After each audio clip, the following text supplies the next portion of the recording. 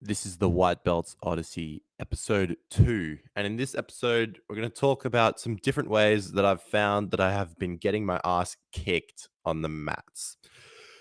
So, beginner white belts, we get our asses kicked a lot, and it is not a bad thing, not at all. It's the best learning curve. I mean, you just the amount of stuff that you see that can be done to you is both very humbling, reminds you how awesome jiu-jitsu is, and also teaches you what not to do. And hopefully you learn from it and you see see how you can stop XYZ from happening to you, or it helps you realize some key concepts that will stop you getting dominated further and further.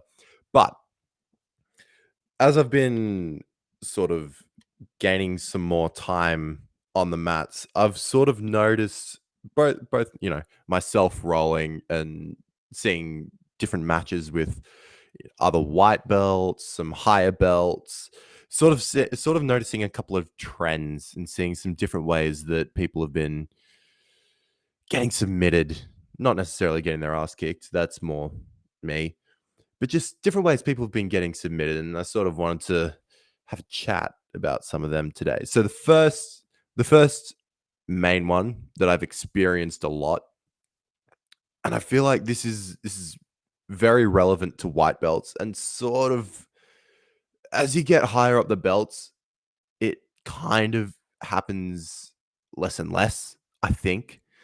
But that's just a technique mismatch. As in, so I've been training jiu-jitsu 3 months now. And the other day I rolled against a dude who's been training 6 months. So this guy's been on the mats literally double the time that I have. And he, I've been rolling with some white belts that have been doing jiu-jitsu about roughly the same amount of time that I have. And I sort of know what to expect from a few. Well, not know what to expect, but when they do something to me, I know what it is. It's not something completely foreign or completely alien to me. But I rolled with this one guy, and he did this. Yeah, I don't even know what it was. And then next minute, next second, really, my back's taken, and then I'm over on the ground, and my arm's hurting, and I have to tap out, and I just go, what happened? What was that? Um, it was just a technique that I hadn't been exposed to yet, and I feel like at the start of the white belt journey, especially, it's just people that have been training. It's just time training, really. They've been exposed to different techniques, have more time to get the techniques down, and know how to better implement them on different bodies, because that's a part of it too. But this is just me thinking, and I could be completely wrong. But I feel like by the time you sort of get to, I don't know, maybe purple belt. By the time you get to purple belt, I don't know if you'd ever be in a position where you don't know what's happening to you. Like, yeah, like watching fights between purple and brown belts or purple and black belts. Like, maybe the setups are a bit foreign, and getting from A to B is maybe a new factor, or there's a different method of getting from A to B that they haven't seen before. But I feel like maybe once you get to purple belt, okay, from this position that they have this access to my arm, which if I guard against that, that will offer up my neck for this. So I need to go this way to avoid, like you sort of understand things a bit better, and nothing's completely alien.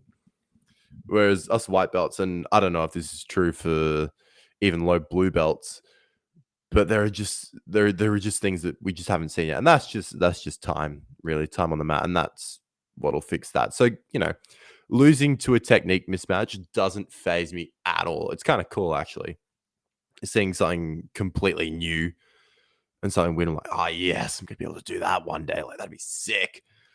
So it's a fun way to lose, really. They do that, and you sort of, well, I laugh about it. I go, well, yeah, that's funny. That was weird. What did you do? How can I not?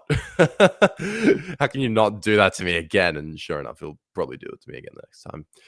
But anyway, a technique mismatch is a great way to lose a jiu-jitsu fight. And for me, it's quite fun, really. doesn't phase me in the slightest.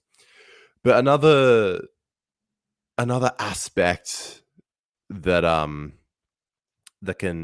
cost you a loss um is just the conditioning. And I feel like this is probably more true, I'd say, for the white belts because, well, for a couple of reasons. So your body conditioning, I mean, your body conditioning is obviously important.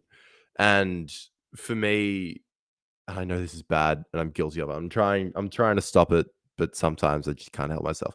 But I'm quite I mean, I'm a relatively strong dude, relatively strong. And so if I'm against someone lighter than me, which is 98% of the people at my gym, um, say like they're in, or say I'm in guard or something. I'm trying to go for a reversal or for a sweep or something, and I sort of get it, but my technique isn't perfect, and we're sort of halfway there. They could stop it if we were pound for pound, I wouldn't have gotten it, but we sort of get there.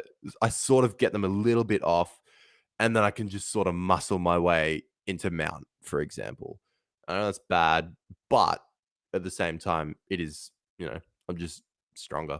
And I know that that's very bad because I need to get the good technique because there will always be someone out there that's stronger than I am, and it will be my downfall. And even if I can, and it could even be my downfall against people that are weaker than me. I gas myself muscling my way um, through 4 minutes of fighting, and then they have more energy than me, and then boom, gets me into an armbar that I can't muscle my way out of, and that's it. That's the L. Um, but it can also be an advantage. But strength is one aspect, but also just the cardio aspect of jiu-jitsu. And I'd say the cardio is way more important. I mean, jiu-jitsu was built for weaker people to take down much stronger opponents. So the cardio is more important, I think, than the strength. And beginner white belts, like the levels of strength and cardio are all over the shop. Like you get some good cardio, you get some really bad cardio, you get good sprinters, some good endurance, some neither. You get some really strong dudes, some really not as strong guys, and it's just sort of all over the shop. But I don't know if as you go higher in the belts, I feel like conditioning sort of levels out. I could be completely wrong here, but there's sort of, as you go up, you sort of learn how to conserve your energy. You're not like us white belts down at the bottom, like going to war every every roll. Like, it's funny seeing the difference between after 3 rolls. It's funny seeing the difference between us beginner white belts. Like we're just like most of us that have been fighting white belts. Like we haven't been fighting blue blue belt or higher, where against the walls, like puffing. We look like we've just, run a marathon, like sitting, sweating, steaming, can't talk 'cause we're just so gassed. And there's like blue and black belts that, no, not blue and black belts, like blue, black, purple, brown.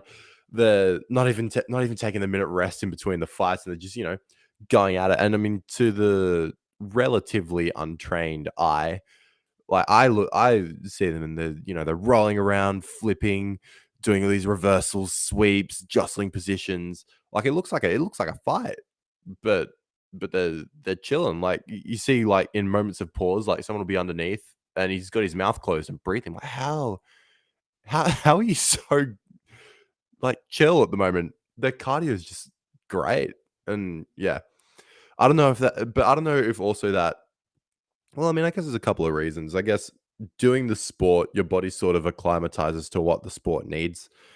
So you get stronger in the areas that you need to get stronger. Your body adapts so it doesn't tax as much energy from you at the start, but also learning the proper techniques don't weigh like doesn't weigh you out nearly as much as muscling through it like I do. Um, so yeah, that's the conditioning aspect's an interesting one because I feel like it tapers as you go up, but it comes from 2 parts. It comes from learning the techniques of the sport, but also developing your own. Like, which I might, if I start running, I'm sure my cardio will improve heaps. But I don't know if that I mean, I guess it kinda does make me better at jujitsu, but not as good. It doesn't improve me as much as if I improve my technique to tire myself out less, which is, again, just another experience thing. So, a lot of getting your ass kicked is just experience, really, but, you know, I'm finding a few different facets of that. And another one of those is, well, what I've found and what I've seen. This one I feel like is very a white belt. Like, it's just rushing into things. Um, the rushing for me was a big a big problem for my game. I feel like I'd see I'd have a technique or something that I want to work on. Like, for example, I in this one class we learned Americanas from Mount.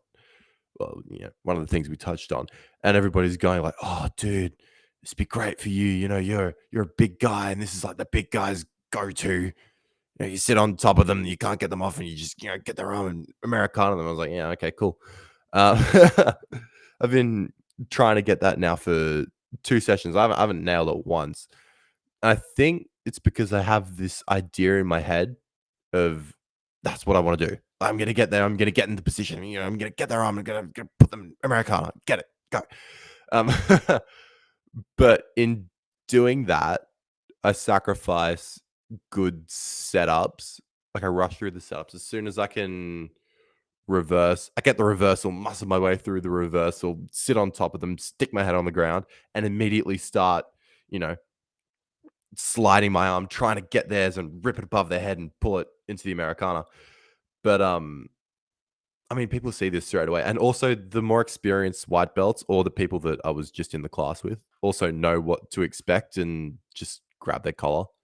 I can't do it.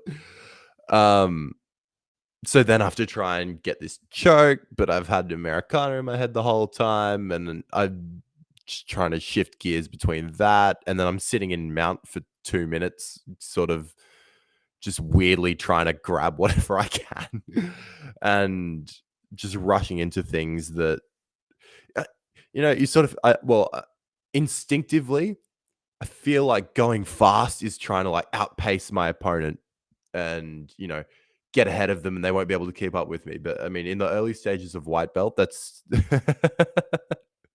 that's not going to happen. Because if you do go faster than your opponent, well, I mean, and this is purely personal.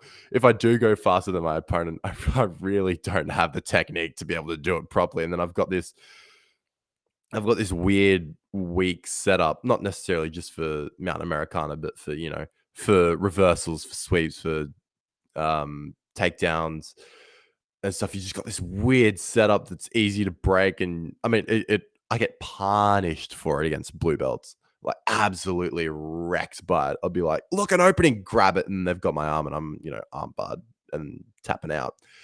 But I'm starting to get better. The only aspect of it that I think I'm sort of doing well with it is in the takedowns. And I mean, I guess there's sort of two facets to this as well, I mean, especially for the white belts. I was watching a fight, but well, not a fight. I was watching a roll between a purple belt and a black belt. And one of the things that really stuck out to me, I was like, God, there's like it's been 2 minutes into this roll and they're still standing. Like, they've spent this whole time. Like, I mean, they've had a couple takedown attempts, but so much of this roll has just been, you know, just seeing them micro adjust their hands, getting different positionings, changing feet, shifting weight balance to not rush into the perfect setup to to get a good takedown, to take a good position. I mean, already from the start, just having the patience to really set yourself up from the takedown, just I feel like will get you in such a better position so you can slowly just build and build and build, and that will secure the submission so much faster than, for example, me just, seeing they stick their hand out and I quickly grab the sleeve, quickly grab the collar, put my foot up and drag them down, but they know what's coming, so they've chucked my arm off their lapel, and now, Now I've fallen on the floor and this blue belt's on top of me in side control, and I'm just screwed from the start, really. So yeah, the rushing and the patience. Now, now I know what the concept is.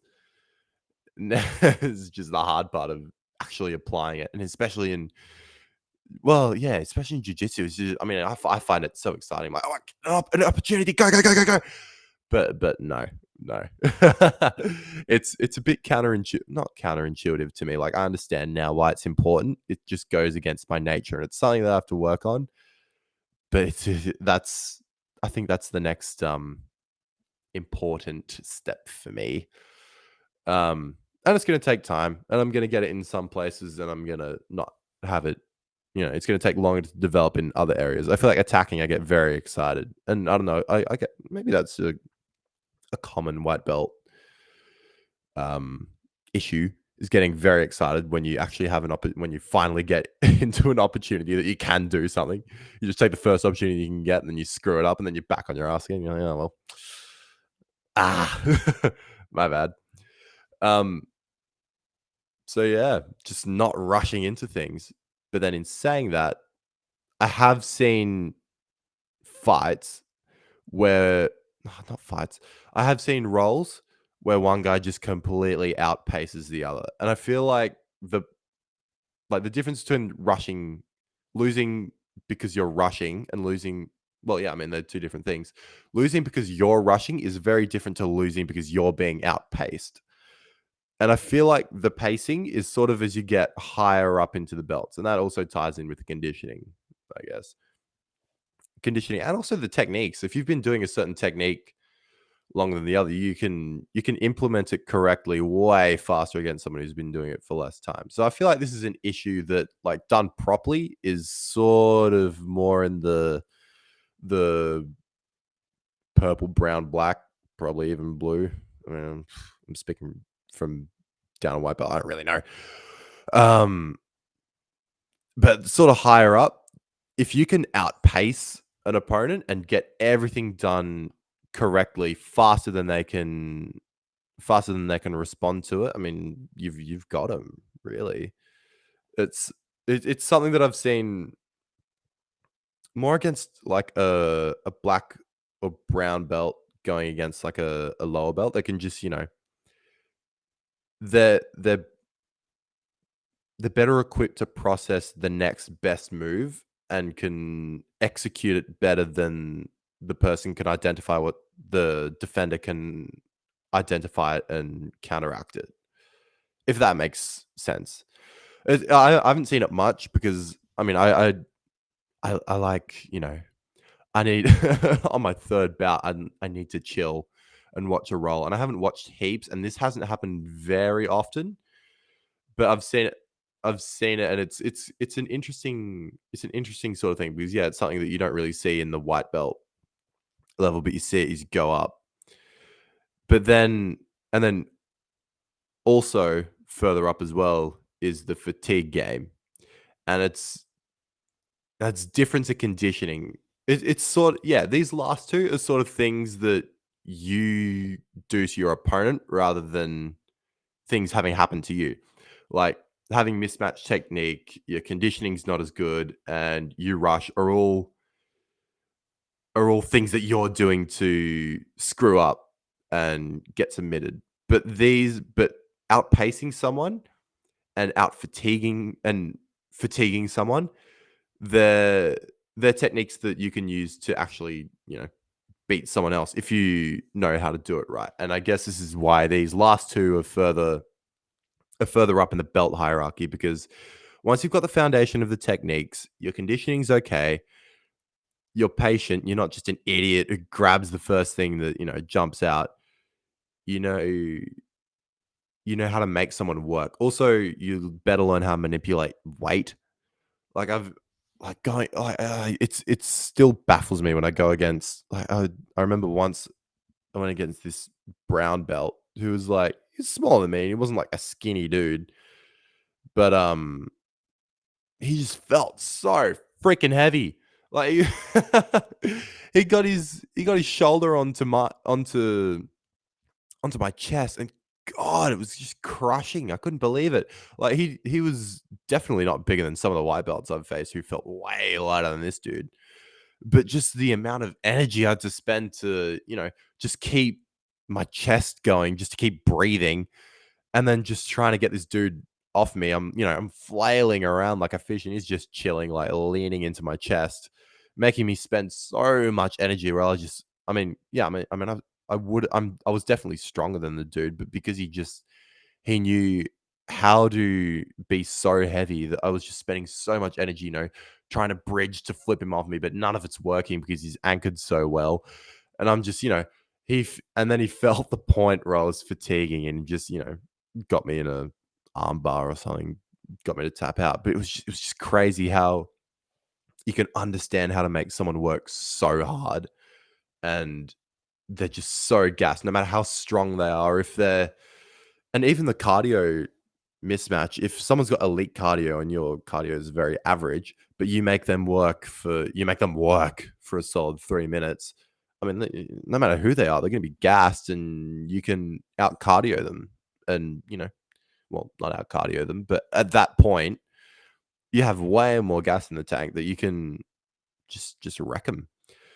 So fatiguing the fatigue game is very interesting, and I feel like that when you get to sort of the brown and black, that's the pace and the fatiguing are really the determining factors of the jiu-jitsu. I mean, learning different techniques and being more proficient in different ones would also help as well. But from my limited experience, um, that's sort of what I'm starting to see. And learning the pacing and the fatiguing is going to it takes great technique to know how to place your weight, to know actually to actually know that you're fatiguing someone. I sort of was aware of this concept, and I was rolling with one dude, and I was like, okay, I've got this dominant position. He's moving around, like I'm tiring him out. And then, like after 30 seconds, I was like, actually, this is kind of hard to maintain, and he looks kind of all right. And then, sure enough, I got reversed or swept and got put into a choke and tapped out. But yeah, if you know that you're actually fatiguing someone, that's going to help as well. But yeah, there's some different there are some aspects of jujitsu that I've been enlightened to in the past little while. And they're definitely things that I want to try and implement into my game. But another thing that I've learned from jujitsu, thank you, jujitsu, is that being aware of a concept and actually implementing and execute it are two completely different things. Like actually taking and implementing this concept is gonna like all of these concepts is gonna take forever. I think the easiest, well, not the easiest one, but the one that I can best give direct attention to and really focus on now when I roll is the rushing. The rushing one for me, just really just breathing, taking my time, identifying proper setups. Don't overcommit to a bad position because it's really not going to help. It's completely counterintuitive, and it's just going to make me lose.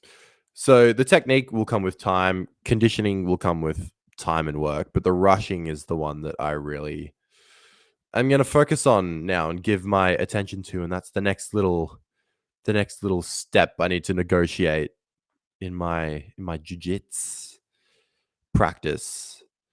So yeah, there were different ways that I've found that I can get my ass kicked. Let me know what else you guys have found and help a humble little white belt out. Thanks for listening, and I'll see you in the next one.